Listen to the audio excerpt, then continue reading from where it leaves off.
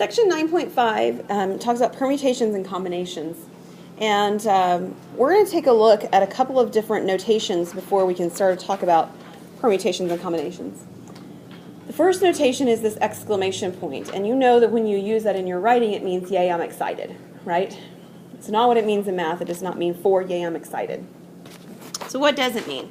Well, there's a mathematical formula that we can use whenever we see this notation. When we see n factorial, that's how we read it, what this means is n times n minus 1 times n minus 2 all the way down until we get to the number 1, however long it takes us. So if the number is really large, this number is going to be multiplied by a bunch of numbers. If the number is relatively small, it's only multiplied by a few numbers. This only works when n is a natural number.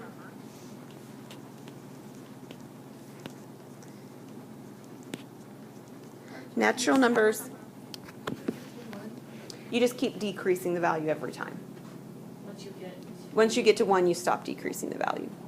How did we get up and then down? We didn't get up. We started with some number, and we did one less than that number and one smaller than that number, and we keep doing one smaller than that number all the way down. So like, I'll come back to the 0 factorial because I think this will help you. 4 factorial means we do 4 times 3 times 2 times 1. So wherever it is, we start with that number. We just do all the numbers less than that, one at a time, all the way down, and we multiply. So it's like the 3, 2, 1 is just is that like an example of the 3 numbers? Well, no, it's an example. You keep going. You multiply everything out. So if we had started with 100 factorial, we would write 100 times 99 times 98 times 97, and we keep writing all the numbers all the way down. 3, 2, 1. So this is a multiplication. This is a series of multiplication that ends with the number 1. It starts wherever the number starts, and we keep writing every single digit between them down to 1. And you have to be talking about natural numbers. Okay, so we don't have like 4.2 factorial. That doesn't make sense. It always is a whole number that we're talking about, and technically it's a natural number. The only whole number that wouldn't work here is 0. By definition, and you'll see why in a little bit, 0 factorial is defined to be the value 1. So when we see 0 factorial, we're going to recognize that's the number 1. Okay. If the number is too large, and this one here at the bottom would be one of those, your calculator can't handle it. Okay? It will not allow you to deal with it. However, if the number is small enough, you can multiply quite a few numbers out before it actually freaks out on you. 4 times 3 times 2 times 1 is quite small. So what is that number when we multiply it? 24, yeah. So 4 factorial is the number 24. What did you write? What did I write where? Up on the top. Natural. N is a natural number. Yeah, a natural number. The counting numbers is what we often will refer to them from, or refer to them as. We're going to see an example later on where the numbers are too big for your calculator to handle, so we're going to do some simplification before we deal with multiplying them out together. Most of you have calculators that probably have a factorial key in them. So if you want me to, as we're sort of doing group work later today, to try and find your factorial button so you see where it is, that's fine. It's not going to change the work that you write down, but it might just make it a little bit quicker to do the problem itself. I'm okay with that. So we can look for those when we get there. Fundamental principle of counting, this actually came from chapter 2 in your book. And it says something like that: if an event like this, if an event M can occur in little m ways and an event N can occur in little n ways, then doing those two events sort of in order, one after each other, would be equivalent to multiplying the two outcomes together. This is from your tree diagram. I mean, this is very equivalent to what we talked about in your tree diagram. What's the probability of an outcome when you have a 2-stage diagram? Well, you just multiply the individual outcomes together, right? I mean, this is where it's coming from, or how we've been using it. Here's an example. Pizza Planet offers 3 kinds of salads, 15 kinds, not kids, kinds of pizza, and 4 desserts. How many different meals consist of 1 salad, 1 pizza, 1 dessert? Lots of places do stuff like this. Right? You can go to McDonald's and you have choices, right, in the kids' meal. They have this many choices of the main dish, and they have this many choices of a drink, and they have this many choices of the side dish or whatever. So lots of places do this kind of thing, and you can talk about how many different outcomes happen. If you've ever been over to Sonic and they tell you how many drink combinations there are, they're doing something with this kind of an argument as well. So the way that we do this is I tend to draw sort of, in this case, there's 3 different things we're choosing. The pizza, the salad, and the dessert. So there's 3 different options. And then in each of those placeholders, we're going to write how many options we had. So the salad was listed first. So there's 3 salads. There are 15 pizzas, and there are 4 desserts. Okay? And then what this tells us from the fundamental principle of counting is that we multiply those different outcomes together to find out what the total different number of meals are that we could have created. So what is 3 times 15 times 4? 180. So there are 180 different meal combinations at Pizza Planet. Where's Pizza Planet from? Toy Story. You got it. Good. All right, so now we're going to get into talking about what the title is of the section, Permutations and Combinations. We're going to need these last 2 pieces of information as we work through this. A permutation of unlike objects. Okay? So if we have n elements and we're choosing r objects, choosing r of them. I'm going to talk the notation and the formula first, and then we'll talk about what this is representing. The notation looks like this. Those little the n and the r look like subscripts. They look like they're sort of down half of a line on your keypad would be, or on your computer, and then it's capital P that's used in the middle. And this is actually a formula that says you take n factorial over n minus r factorial.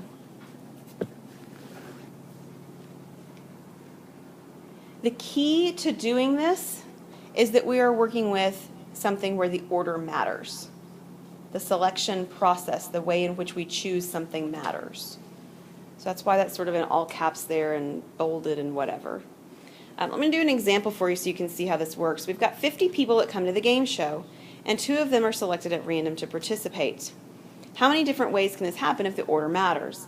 So if you were doing a game show, maybe the order matters because the person who's selected first gets to go first. And somehow that's an unfair advantage or something like that. Somehow the order matters. Or maybe they select 2 candidates and then you have one of those shows where,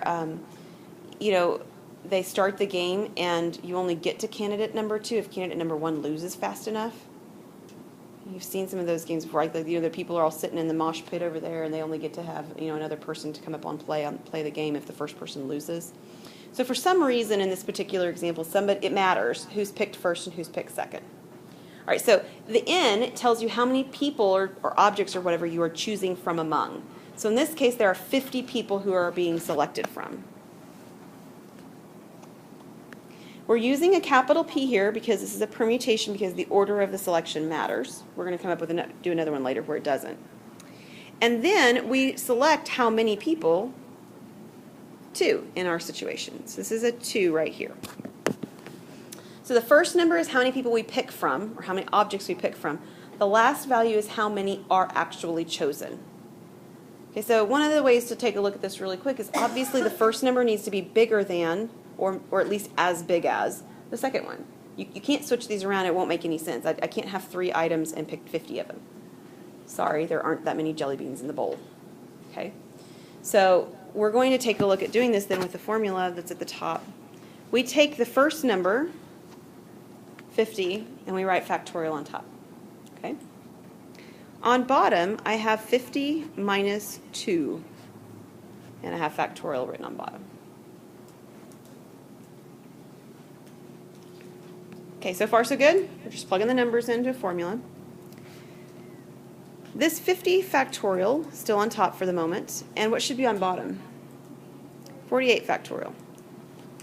These numbers are getting close to being big enough. If they may already be too big, but if you tried to your calculator and found that factorial button, it's probably going to give you the answer, but it's going to give it to you in scientific notation. Did you try it, Kristen? Yeah. They're too big. We can't actually figure out what is 50 factorial, what is 48 factorial, and then divide the two. It's beyond what your calculator is able to display across the screen, so it gives it to you in scientific notation. So what do we do instead? Well, we actually have the ability to simplify this quite a bit. So take a look at this. 50 factorial, as we talked about, means 50 times 49 times 48 times 47, all the way down to 1, right? It's all multiplication down until we get to 1. And 48 means 48 times 47, all the way down until we get to 1. This is all multiplication. And you learned wonderful things about multiplication of fractions in chapter 6. You learned that if they have a factor in common and it's multiplication, they can be reduced, which means that this 48 all the way down gets reduced on top and bottom. So this actually simplifies to simply 50 times 49. And what is 50 times 49? What's your calculator tell you on that? 2,400 and what? 50. All right. So there are 2,450 different ways to select those two people when the order of the selection matters. Any questions so far? All right. We're going to come back to the order mattering business in a minute, but there's another type of permutation first before we go on. This is called a permutation of like objects. What was the last one? Unlike objects. So when you're talking about the last example, you're talking about selecting people. All people are different. You're talking about selecting rocks. Every single rock is different. You're talking about selecting something where every object is distinguishable from something else. Now there are objects that are not distinguishable from something else. Like imagine the jelly bean bowl. We're about to hit Easter and you're going to see the jelly beans out, right? I'm sorry, you pick a pink jelly bean and I pick a pink jelly bean. Unless there's some sort of abnormality, they look just alike. They taste just alike too, right? They're indistinguishable. They're like objects. So it wouldn't make any difference whether I selected pink jelly bean number 1 or pink jelly bean number 5. They're alike, so the ordering has this sort of a weird, undistinguishable ability to it. So when we have n elements, R1 of which are alike, R2 of which are alike, ... So we have 10 red jelly beans and 12 green jelly beans and 14 purple jelly beans, and we have 5 blue jelly beans. Okay, so that's what the R1s are, is all the different objects and how many of them they have, the like objects. Then the permutation possibility looks like this. So before we had n factorial, and we still have that n factorial on top. What's on bottom now, however, is all of the different like objects with their factorials. So if I had the 10 red jelly beans, I'd have a 10 factorial on bottom. And if I had the 12 blue jelly beans, I'd have a 12 factorial on bottom. And if I had 5 green jelly beans, I'd have a 5 factorial on bottom. Okay? So it's the like object factorials that go on bottom. So example 4 isn't jelly beans, but it has the same object in mind. I have a word, the word's Tallahassee, and it has a lot of letters that repeat, right? So the first thing that we do when we look at this is we actually count up each letter and how many of them there are. There's only one T. How many A's are there? 3. How many L's are there? 2. Good. How many H's are there? 1. S's? 2. And E's? 2. So we count up all of the like objects. How many objects of each type are alike? Okay. How many total letters are there? How many? 6.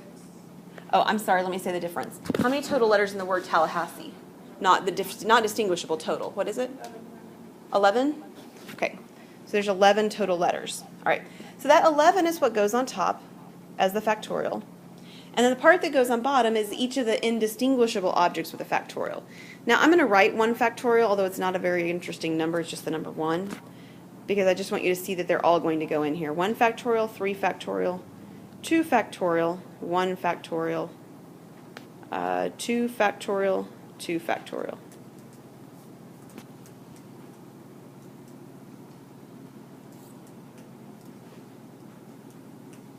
All right, so far so good? So this is one where it's small enough, your calculator would be able to tell it to you. But if you wanted to simplify this, you also could. So I'm going to show you some simplification because we're going to use this idea later on anyway. This is a good place as any to sort of talk about it. So this is 11 times 10 times 9 times 8 times 7 times 6 times 5 times 4 times 3 times 2 times 1. And I'm actually going to stop with the 3 and leave it as 3 factorial. I can ignore all the 1 factorials. They mean virtually nothing, okay? But I do have a 3 factorial on bottom, right here. And then I have a 2 factorial, which is 2 times 1, here. I have another 2 factorial, which is 2 times 1, over here. And then I have a third 2 factorial, which is 2 times 1 over here. Basically, the gist of it is that I'd like to stop writing out my factorials as soon as a factorial on top matches a factorial on bottom. Because I know that this 3 factorial means 3 times 2 times 1, and this 3 factorial on bottom means 3 times 2 times 1. They're the exact same expansion. So you can't simplify factorials like you simplify fractions, but you can simplify them in the sense that if they are exactly identical, they reduce out. Okay? So like I couldn't stop this thing at 8 factorial and say, oh look, there's an 8 factorial, here's a 2 factorial, I can reduce the 8 and the 2. No, you cannot do that. You cannot reduce the 8 and the 2. But you can reduce it if they're exactly the same. Okay? So I can cancel out my 3 factorials. This is just some 2's down here. How many 2's is this? 3. What is 2 times 2 times 2? 8. So you could actually reduce all of these 2's with the number 8 because they match. And then you're down to looking at multiplying 11, 10, 9, 7, 6, 5, and 4.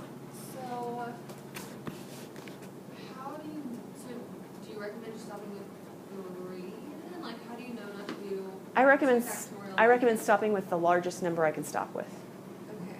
It will simplify quickest. And That you can identify quickest? hold your question for a second, Kristen, because when I get to another problem, it's going to make a lot more sense. Okay. This one, it's sort of silly because I would have only had to write 3 times 2 times 1. I mean, I wouldn't have to write much out to deal with this, just written out.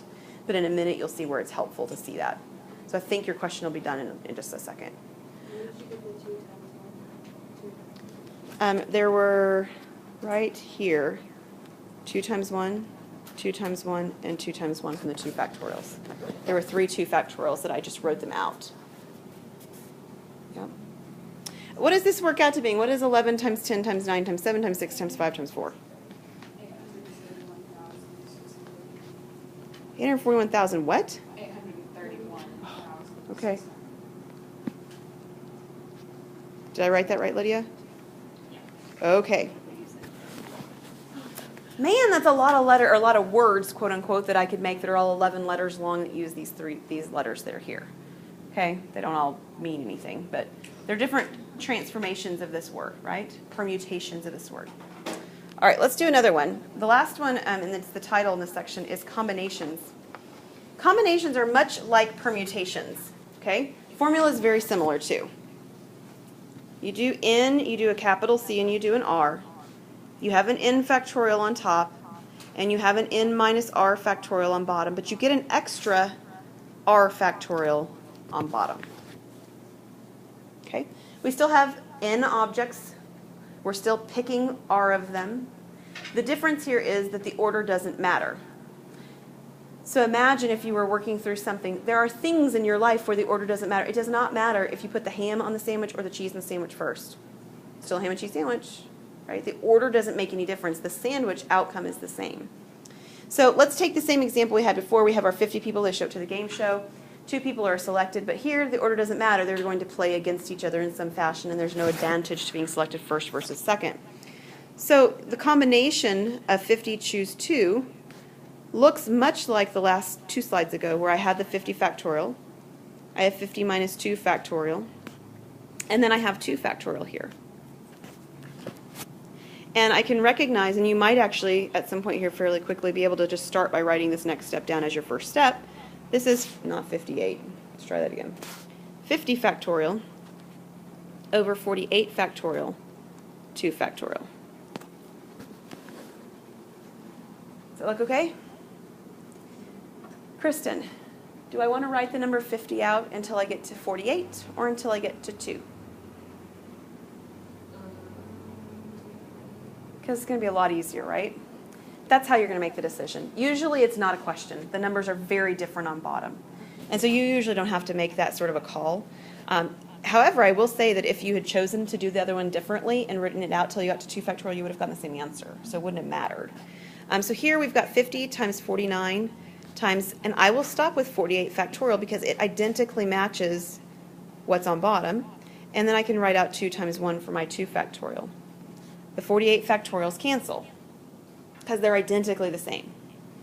And then I can multiply 50 times 49 and then divide it by 2. Or you could even recognize if you wanted to, especially when we do a little bit more later, you might just say, oh look, the 2 and the 50 will reduce to be 25. And you might actually multiply the 25 and the 49 instead of doing it that way. Now that's going to be more practical in a minute of why I did that. It doesn't sort of make any sense here. It doesn't really matter. But what is 25 times 49? 1,225. So there are 1,225 different ways in which these two candidates could be selected from among 50. Okay. We have a couple of examples on this slide, and then everything after this is talking about a deck of cards. All right, we have phone numbers on campus. There are 405-858 was one example of a phone number on a campus. I think they might be 585 actually here now. 858 I think is St. Gregory's. I might be wrong on that. Anyway, if we're wanting to know how many different phone numbers are possible, there are 4 digits at the end that we have to choose from among, right? The 4 last digits. So this particular problem is actually a problem that involves the fundamental principle of counting. How many different numbers could go in that first blank? 10. What are they? 0 through 9. There are 10 choices in the first blank. How many choices are there in the second blank? 10. And there's 10 in the last 2 as well.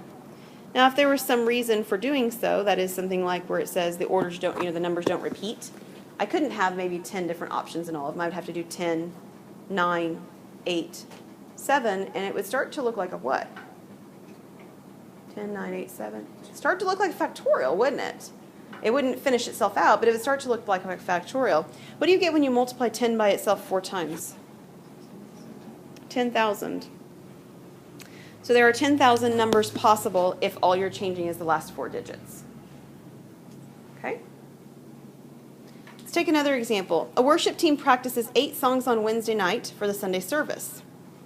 There are 2 ways to do this problem at least, by the way. It says, if the minister plans to choose only 5 of the 8 songs practiced, in how many ways could the songs occur?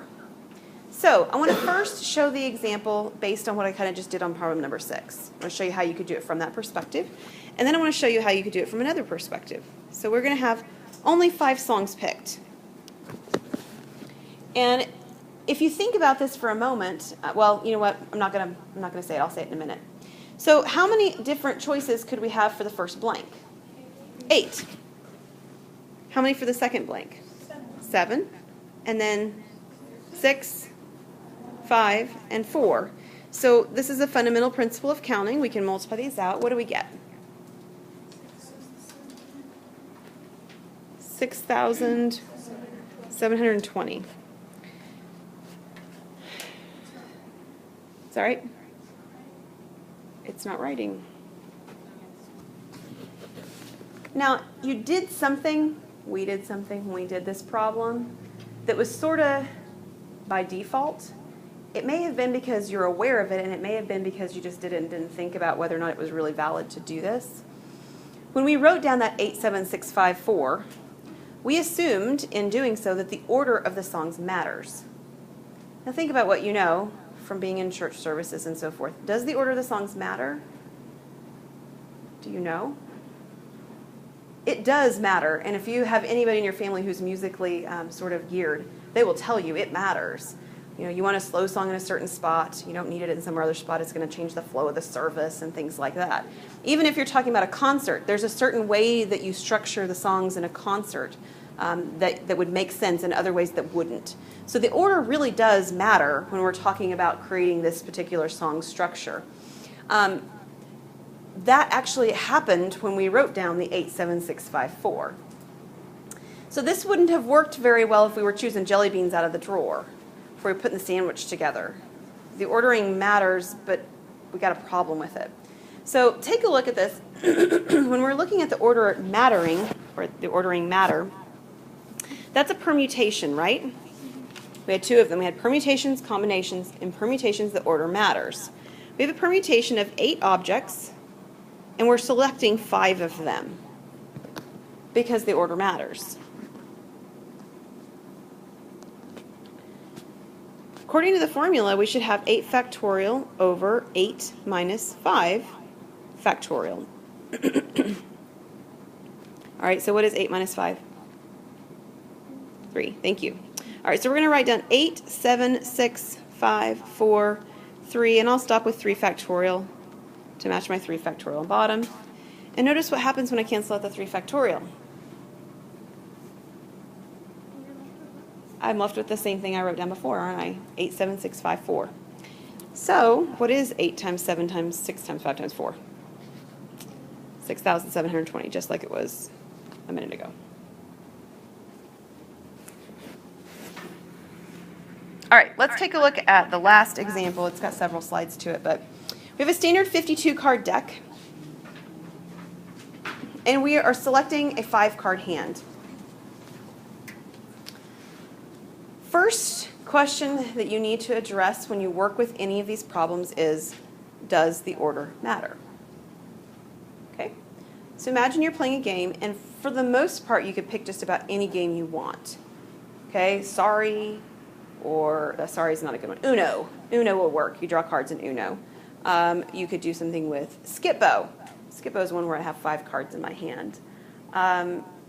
There are poker kind of games too, right? Like 5-card poker and things like that. 5 cards, you've got 5 cards in your hand. Does the order in which the dealer hands them to you, once you have the 5 cards in your hand, does the order in which you received them matter? No. In fact, the first thing you probably did when you got them in your hand is you reordered them in some kind of fashion that made sense for the game you were playing. Old Maid, you might do it too, right? Just change the order of those and try to get the person to select the Old Maid from your hand. All right, so the order doesn't make any difference when you're dealing with a card game. Okay, so this order doesn't matter, so this means that I'm going to be using combinations, which we haven't actually done any problems with except for that very first one so far. So the first question says, how many different 5-card hands can be dealt? So, how many cards am I picking from? 52. And how many am I choosing? 5. So this is 52C5. So 52C5 means I'm going to have a 52 factorial on top. I'm going to have 52 minus 5 factorial on bottom. And I would stop there if it were a permutation, but it's not. So as a combination, I also have a 5 factorial on bottom. Is everybody good so far? What's 52 minus 5? 47. So I'm going to write my 52 out until I get to 47. So 52 times 51 times 50 times 49 times 48 times 47 factorial over 47 factorial, because it matches. And then I have to write out 5, 4, 3, 2, and 1 if you'd like. So the first thing I can do is I can reduce by the 47s. Okay, 52 is, again, just like the 50 we did before. It's too large for your calculator to just spit you out a number to reduce it later. I suspect 47 probably is as well. And well, we could simply multiply 52 times 51 all the way over, and you can if you want. And you can multiply the denominator all the way over and then reduce if you want. You can also reduce these piece by piece if you'd like. So if you take a look here, here's the number 5, and here's the number 2. What's 5 times 2? 10. And I think 10 will reduce very nicely with 50. Kind of paired them up. I don't even have to pair them up, but I could. And so this 5 and this 2 reduce because they're times, they become 10 with the 50 on top. How about 4 and 3? Do you know what those numbers are multiplied? 12. Does 12 reduce nicely with anything on top? The 48. 48 divided by 12 is 4. So if you wanted to reduce your calculator, and sometimes you have to, sometimes you don't have a choice. The number's still too large. Here, we could have done it, but we can multiply 52 times 51 times 5 times 49 times 4. How many different 5-card hands are there? It starts with a 2. 2,598,960. That is correct. 2.5, almost 2.6 million different cards, 5-card hands you could have been dealt. All good so far? Okay. What if you only wanted cards that had all diamonds? We talked about these on the day we were talking about 9.1. How many diamonds are there? There's 13, and we're choosing 5 of them. Okay, so the problem's much like the one I just did. It's just smaller. I only am choosing from 13. And again, the order doesn't matter because I'm dealing with a hand of cards. So this is 13C5. I want to figure out how many 5-card hands actually say, I've got a whole hand of diamonds. Do you know what a whole hand of one color, or one, not color, but one suit is called? Does anybody know? It's a flush, just in case you've ever heard that phrase before. This is called a flush. It would be a diamond flush. All right, so what is 13C5? Well, it would be 13 factorial on top, and then I would have 13 minus 5 factorial on bottom, and then 5 factorial. What is 13 minus 5? 8. It is 8. So 13 factorial over 8 factorial, 5 factorial. So this is one that sort of kind of hits at the question that Kristen asked earlier before too. What would we do with the 13? I mean, if you wanted to write the 13 out till you got to a 5, you could do that. I just always stop at the largest possible spot so that I have less reducing. So 13 times 12 times 11 times 10 times 9 times 8 factorial over 8 factorial, and then 5, 4, 3, 2, and 1. 8s cancel. 5 times 2 is actually 10, which is on top, and 4 times 3 is 12, which is actually on top. And again, you could reduce those in a different way. You'll get the same answer. Mine reduced to 13 times 11 times 9. What is 13 times 11 times 9? And boy, is that quite a bit fewer than the 2.6 million, right?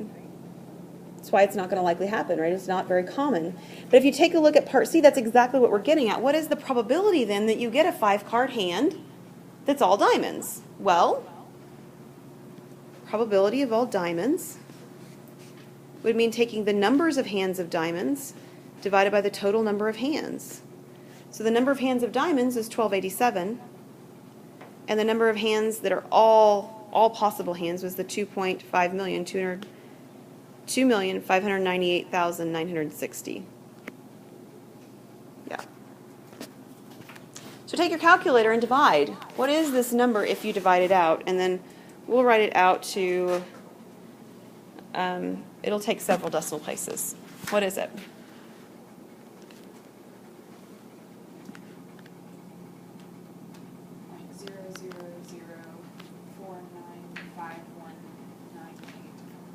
Okay, we'll stop with 495. We'll go with 6 decimals. So this is very unlikely, right? Even if you multiplied this by 100 to find out what percent it is, this would be about 0.05%. 0.05% starts to look a lot like that 0.05 you saw on your test that some of you are still working on with the 0.05 cents, doesn't it? And you talked about in your test about why that was odd. All right, we're going to stop right here. I'll fix this last one next time. Dr. Gaff, I have a question. On that one that we just did, Yep. calculator, like put in scientific notation. I can change your calculator so that it won't, if you'd like. Okay. I'll show well, you. if not, like it makes. Yeah, but I'll show you how you can see it. Mhm. Okay. Yep. All right.